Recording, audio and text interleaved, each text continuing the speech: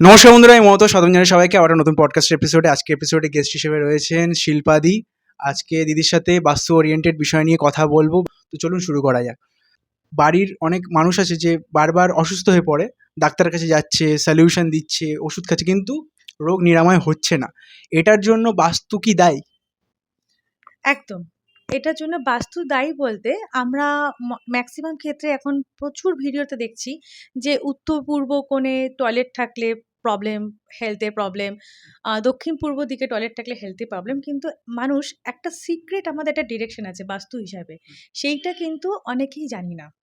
যেটা হচ্ছে north of north east zone. এই জোনটায় যদি কোনো কেউ অজান্তে ডিপ রেড কালার বা ব্রাউন কালার বা ব্ল্যাক কালার করে দেয়, বা সেখানটা কোনো ডিসপোজাল এরিয়া তৈরি করে ফেলে, বা নিজের অজান্তে ওখানে ডাস্টবিন রেখে দিয়েছে বা টয়লেট আছে, এইগুলো থাকলে দেখা যায় ওই বাড়িতে কিন্তু ম্যাক্সিমাম ক্ষেত্রে মানুষদের হসপিটালাইজড, মানে আমি এটাই বলছি যে মানুষ তো অসুস্থ হবেই, কিন্তু অসুস্থটা ম্যাক্সিমাম টাইমে দেখা যায় যে কোনো একটা কারণে হসপিটালাইজেশন হচ্ছে, বিভিন্ন ধরনের ডাক্তারের কাছে যাচ্ছে, কিন্তু রোগটা তার সারছে না। এটার জন্য কিন্তু এই ডিরেকশনটা কিন্তু খুব ইম্পর্টেন্ট। ওই ডিরেকশনটা যদি কারোর রেড কালার বা ডিপ কালার ডার্ক থাকে, ওটা নিজেরাই ঘরোয়া রেমেডি করতে পারেন। এক হচ্ছে আপনি ওখানটা হালকা ব্লু কালার করে দিতে পারেন, বা যদি সেটাও না থাকতে পারে তাহলে ওয়ালপেপার লাগিয়ে দিতে পারেন, বা ওখানে একটা ব্লু কালারের একটা হালকা পর্দাও টাঙিয়ে দিতে পারেন।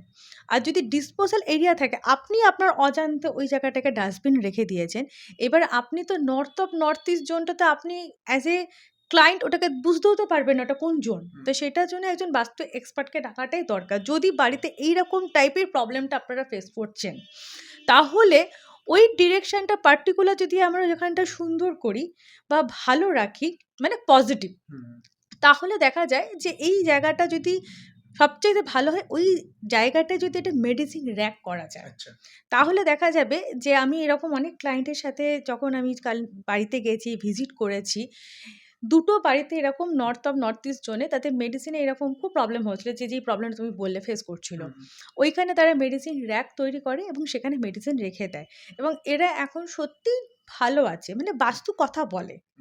তাহলে যাদের এই ডিরেকশনটা প্রবলেম আছে, তারা তো নিজেরা তো বুঝতে পারবে না।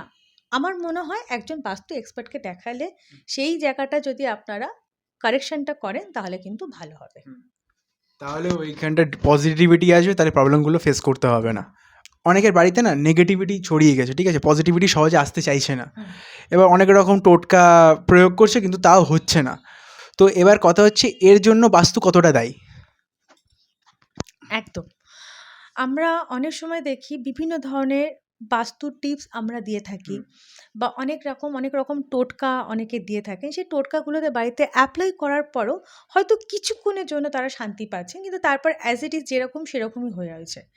এটার জন্য কিন্তু বাস্তু দায়ী আছে। কারণ আপনার যদি ডিরেকশন ওয়াইজ রং প্লেসমেন্ট থাকে, প্রথমেই বলি উত্তর পূর্ব কোণ আমরা সবসময় বলি খোলা, পরিষ্কার, এবং ওখানটা যাতে কোনো নোংরা আবর্জনা না থাকে।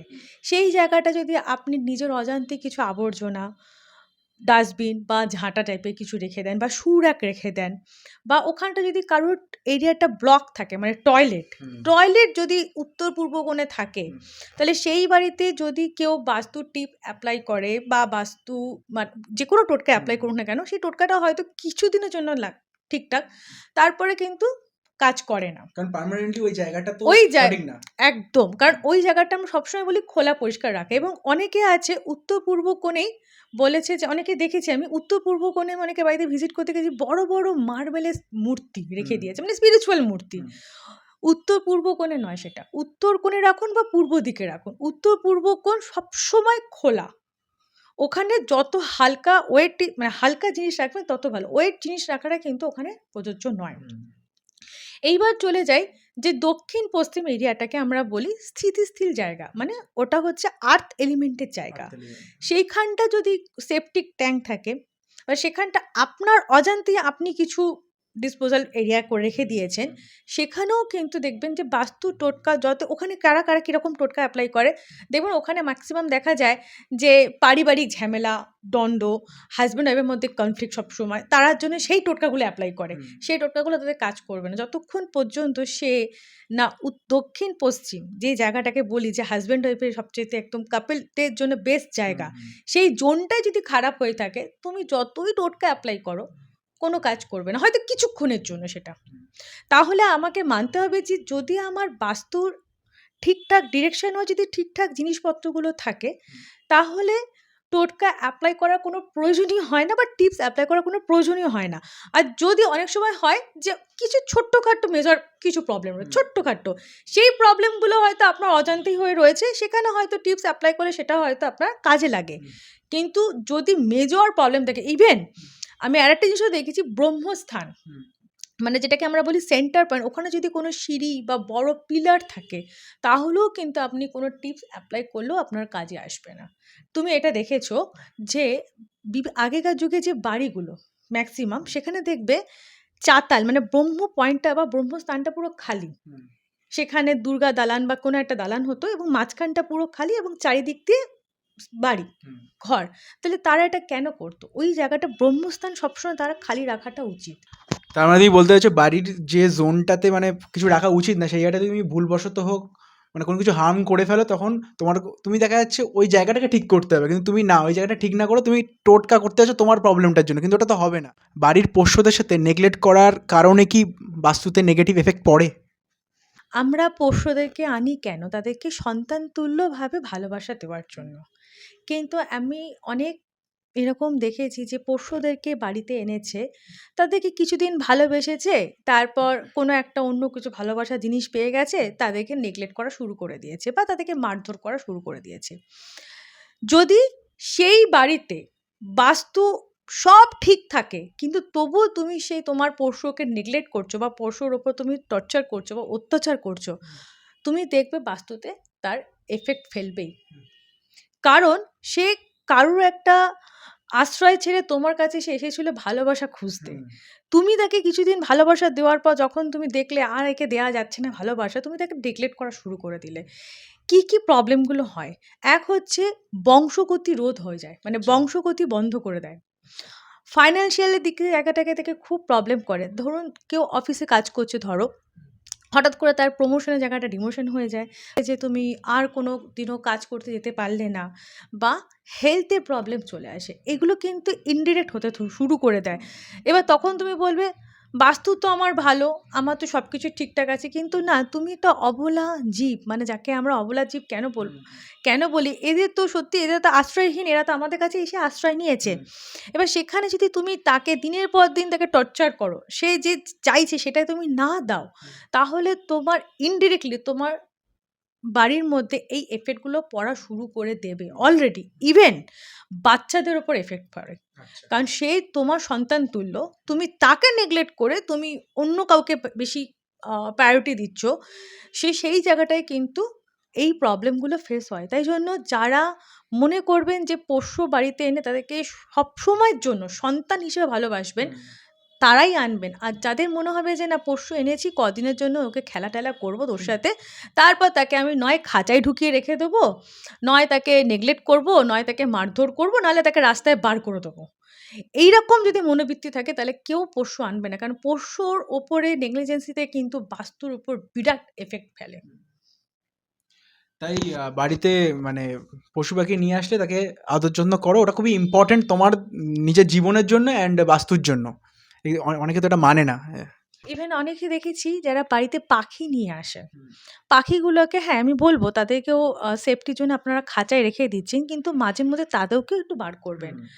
আপনি একটা বাড়িতে সারাদিন যদি আপনাকে কেউ বন্দি করে রেখে দেয়, তাতে আপনারও কিন্তু ভাল লাগবে না, তারও কিন্তু ভাল লাগবে না, তারও কিন্তু মনে হবে যে আমি তো ওই মানুষটার সাথে একটু খেলতে পারলে ভালো হতো, ওই খাঁচা থেকে বেরিয়ে যদি একটু তার সাথে একটু এন্টারটেন করতাম, ভালোবাসতাম, বা তার সাথে একটুখানি ঘুরে বেড়াতে পারতাম, তো ভালো হয়। এটা আমি দেখেছি অনেক জায়গায়। পাখি যারা ম্যাক্সিমাম ক্ষেত্রে যাদের পাখি পোষে, একটা জং খাঁচায় বা তাকে একদম নোংরা জায়গায় রেখে দিয়েছে, এতে কিন্তু দেখবে সেই সব বাস্তুগুলোতে কিছু না কিছু প্রবলেম থাকবেই। ম্যাক্সিমাম ক্ষেত্রে ফাইন্যান্সিয়াল লসটা দেখা যায়। ইন্টেরিয়র ডেকর করার সময় আমাদের কি বাস্তু মানা উচিত? Good question. এখন ম্যাক্সিমাম মানুষই ফ্ল্যাট বা বাড়ি বা কমার্শিয়াল পারপাসের জন্য, মানে অফিস সেটআপের জন্য সবাই ইন্টেরিয়র ডেকোরেশন করছেন। কিন্তু ইন্টেরিয়র ডেকোরেশনের কেন করছি আমরা? প্রথম হচ্ছে ইন্টেরিয়র ডেকোরেশনটা এটাই যে আমাদের জায়গাটা বেশ সুন্দর লাগবে, বা আমরা কোনো ধরো বাড়িতে আমরা কেন ভালো ডেকোরেশনটা করছি? কারণ আমরা অনেক ক্লান্ত মন নিয়ে যখন বাড়িতে ফিরি, তখন যেন একটা শান্ত জায়গা বা আমার ওই জায়গাটা যেন একটা ভালোবাসার জায়গা হয়। তো সেই জায়গাটা যদি আমি বাস্তু গাইডেন্স মেনে, মানে ধরো এখন ইন্টেরিয়র ডেকোরেশনের কালারটা ম্যাক্সিমাম, বা বাড়িতে অনেকে পেন্ট করছে, ওয়াল পেন্ট। তো সব ওয়াল পেন্ট কিন্তু সব জায়গার জন্য প্রযোজ্য নয়। মানে আমি এমন একটা জায়গায় ধরো আমি দক্ষিণ দিকের দেওয়ালে আমি নীল কালারের একটা ঝর্ণার ওয়ালপেপার বা একটা পেন্ট করে দিলাম, এতে কিন্তু বাস্তুতে এফেক্ট ফেলবে। কারণ ওটা কিন্তু করা উচিত ছিল উত্তর দিকে, উত্তর পূর্ব দিকে। তাহলে আমার প্রত্যেকটা ডিরেকশনে কিন্তু প্রত্যেকটা পেন্ট কিভাবে হবে, কি কালার হবে, সবচেয়ে বড় কথা আমাদের রুম কালার। প্রত্যেকটা ডিরেকশনে নিজস্ব একটা কালার আছে। সেই কালার যদি মেনটেন করে আমি আমার বাড়িতে রং করি, ইভেন ফটো ফ্রেম অনেকে লাগায়। ফটো ফ্রেম বলতে অনেক সময় হাসব্যান্ড মানে কাপেলদের ফটো আমরা লাগাই। দেখা যায় অনেক বাড়িতে গিয়ে আমি দেখেছি সাউথের দিকে কাপেলদের ফটো। এটা কিন্তু রং ডিরেকশন। সবচাইতে বেস্ট ডিরেকশন হচ্ছে কাপেলদের ফটো দক্ষিণ পশ্চিম দিক। তো এইরকম কিছু, কিছু ফটো ফ্রেম আছে, শুধুমাত্র কাপেল ফটো ফ্রেম নয়। আমাদের যারা প্রকৃতিপ্রেমী, যারা প্রকৃতির ফটো ফ্রেম লাগাতে ভালোবাসি, বা আদার্স পশু পাখিদের ফটো ফ্রেম লাগাতে ভালোবাসি, প্রত্যেকটা ডিরেকশনে কী টাইপের ফটো ফ্রেম লাগালে ভালো সেটাও কিন্তু বাস্তু গাইডেন্স মেনে যদি আমরা সেই ডেকোরেশনটা করি, ইন্টেরিয়র ডেকোরেশন তো আমরা নিশ্চয়ই করব, কিন্তু সেটাকে যদি বাস্তু গাইডেন্স মেনে করি, তাহলে আমার সেই জায়গাটা একটা পজিটিভ সবসময় কিন্তু বজায় থাকবে। এছাড়া দেখবে এখন অনেক সময় বেডরুমের মধ্যে ওপরে বিম থাকে। তো বিমটা আমি সবসময় প্রত্যেকটা ভিডিওতে বলেছি, বিম থাকলে, যদি বিশেষ করে বেডরুমে বিম থাকে, হাসব্যান্ডের মধ্যে একটা কনফ্লিক্ট থাকে। তো এই বিমও কিন্তু এখন অ্যাডভান্স বাস্তুর কিন্তু একটা রেমেডি বেরিয়ে গেছে। কীরকম? এই বিমের যদি থাকে মাঝখানে, সেই বিম ওপরে আপনি ফল সিলিং করতে পারেন। আদারওয়াইজ আপনি বিমের মধ্যে বিজোড় সংখ্যার লাইট লাগাতে, এখন বিভিন্ন ধরনের লাইট পাওয়া যায়।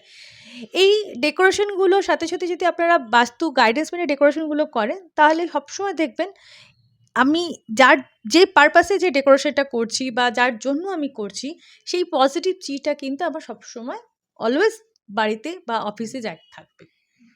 কমার্শিয়াল প্লট করতে গিয়ে হঠাৎ করে বন্ধ হয়ে যাওয়া অ্যান্ড বিভিন্ন সমস্যার সম্মুখীন হয়, তো এটার বাস্তুতে কি কারণে হয়?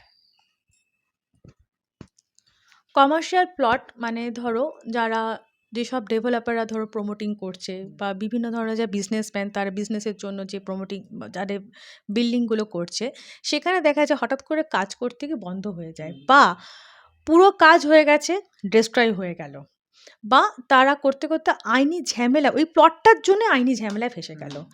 এটার বাস্তুর কিন্তু দোষ থাকে। কি কি? প্রথম হচ্ছে আমাদের দক্ষিণ পশ্চিম এই কোণটা, আমি বারবার বললাম স্থিতিশীল জায়গা, স্টেবিলিটির জায়গা। সেইখানটা যদি আমার কাট থাকে, মানে যে প্লটটা যদি ওই জায়গাটা কাট থাকে, তাহলে ওই মালিকের এই প্রবলেমগুলো সে ফেস করবে, যিনি ওনার। প্লাস হচ্ছে আমাদের যে প্লটটার আকারটা দেখতে হবে, যদি সে আকারটা সিংহের মতো আকার হয়, মানে ধরো সামনের দিকটা খোলা এবং আস্তে আস্তে পিছন দিকটা সরু, বা আয়তক্ষেত্র, বর্গক্ষেত্র, এই আকারগুলো কিন্তু আমাদের প্লটের জন্য শুভ। কিন্তু দেখা যায় যে অনেক সময় প্লটগুলোর আকারগুলো ঠিকঠাক থাকে না, এটার জন্য কিন্তু প্রবলেম ফেস করতে হয়। এছাড়া আমরা যে প্লটটা নিয়েছে কমার্শিয়াল পারপাসের জন্য, ওই প্লটের যে মিডল পয়েন্ট, যেটাকে আমরা সেন্টার পয়েন্ট বলি, কোনো কারণে ওখানে ভারী পিলার বা হয়তো কোনো একটা জায়গায় সিঁড়ি করে ফেলেছে, সেই জায়গাটার জন্য কিন্তু বিশেষ করে আইনত ঝামেলায় কিন্তু প্রবলেম হয়।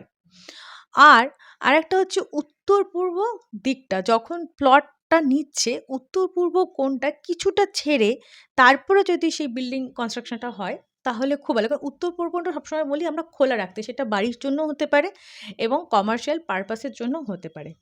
আর এছাড়া অনেক সময় দেখা যায় আমরা যে প্লটটা কিনি, প্লটটার মধ্যে একটা দোষ থাকে অনেক সময়, শল্য দোষ যেটাকে আমরা বলি। সেই দোষ যদি থাকে, দৃশ্যমান শল্য দোষ একটা আছে, অদৃশ্যমান শল্য দোষ আছে। যেটা দেখা যায় একটা, এটা দেখা যায় একটা দেখা যায় না। দৃশ্যমানটা কি? যেগুলো ধরো কোনো সময় হয়তো আমরা বাস্তুতে দেখা যায় যে মাটিটা খুঁড়ে কোনো সময় হাড়, গোড় হুম, পেলাম, সেইটা হচ্ছে দৃশ্যমান। আর অদৃশ্যমানটা কোনটা? অনেক সময় ওখানে দেখা যায় তন্ত্রক্রিয়া করে রাখে অনেকে, বা ওখানটা আগে শ্মশান ভূমি ছিল বা হসপিটাল ছিল। তো ওই জায়গাটাকে বলে অদৃশ্যমান শল্যদোষ। আমরা ওটা জানি না কি ছিল। সেটা কিন্তু আমরা জানি না। সেটা কখন আমরা জানতে পারি? যখন আমরা বাস্তুটাকে এক্সামিন করা হয়। আমাদের অনেক প্রসেসের মাধ্যম দিয়ে করা হয়, সেটা সয়েল টেস্টিং হতে পারে, ওয়াটার টেস্টিং এর উপর দিয়ে হতে পারে। সেই রকম টেস্টিং করে যদি এক্সামিন করে দেখা যায় যে হ্যাঁ, বাস্তুটা ওয়েল অ্যান্ড গুড, তাহলে তুমি এগোতে পারো। আর যদি প্রবলেমগুলো থাকে, এটারও কিন্তু বাজেট ফ্রেন্ডলি রেমেডির মাধ্যম দিয়ে যদি আমি আগে ওই জায়গাটাকে ঠিকঠাক করে নিই, সংস্কার করে নিই, তারপরে আমি যেটা নির্মাণ করতে চাইছি সেটা যদি করি, তাহলে আমার কোনোদিনই বাধা আসবে না। এই জায়গা কোনো কমার্শিয়াল প্লট যখনই আমি কিনবো, যদি কোনো একজন বাস্তু এক্সপার্টকে দেখি ওই জায়গাটাকে ঠিক না ভুল। এবং এছাড়াও কিন্তু একটা জিনিস দেখা যায় যে অনেক সময় কমার্শিয়াল প্লট থেকে একটু বেরিয়ে গেলাম, পার্সোনাল যারা কেনে পারপাসে, মানে বাড়ি তৈরি করার জন্য, দেখা যায় যে উত্তর পূর্ব কোণে ডাস্টবিন, বড় একটা ভ্যাট, বা দক্ষিণ পূর্ব দিকে দেখা যাচ্ছে যে একটা বিশাল বড় জলাশয় চলে গেছে। সেখানেও কিন্তু দেখা যায় বাড়ি করার পর কিন্তু ম্যাক্সিমাম মানুষের কিন্তু প্রবলেম অনেক ফেস করতে হয়। তাহলে এই জায়গাগুলো, এবার আমি কি বলব যে উত্তর পূর্ব কোণে ভ্যাট আছে বলে জায়গাটা আমার ভালো লাগলো, আমি কিনবো না? হ্যাঁ, নিশ্চয়ই কিনবো। ওটা আমি বাস্তু রেমেডি এপ্লাই করলাম, দেন তারপরে আমি ওটাকে কিনলাম। তখন এই যে প্লটগুলো যদি আমরা যে প্লটই কিনি না কেন, যে পারপাসের জন্য কিনি না কেন, সেটা যদি একজন বাস্তু এক্সপার্টকে দেখে এক্সামিন করে তারপর আমরা প্লটটা নিই, তাহলে ভালো। মানে তুমি এটা বললে কি তুমি করো, কিন্তু ওটা অ্যানালাইসিস করো না ভালো করে, যে এটা প্রবলেম কি আছে। আর যেটা তুমি বলে যে দৃশ্যমান আর অদৃশ্যমান, ওটা সবচেয়ে বেশি ইম্পর্টেন্ট, কি ওখানে কী ছিল আগে জানা উচিত আমার, তারপর সেই হিসেবে আমি স্টেপ নিয়ে তারপরে আমি ওটাকে মানে স্যালিউট করবো। তো দিদিকে অসংখ্য ধন্যবাদ। এরকম বাস্তু নিয়ে অনেক কনক্লুশন ছিল আমার মধ্যে, যে এইটা কেন হয় বাস্তুতে বা ওইটা কেন হয়, কিন্তু আজকে সব উত্তর পেয়ে গেলাম দিদির কাছ থেকে। আরও অনেক উত্তর জানবো পরবর্তীকালে, হয়তো দিদির সাথে আরও এপিসোড আসতে পারে। তো দেখা হচ্ছে নতুন একটা পডকাস্ট এপিসোডে। বাই।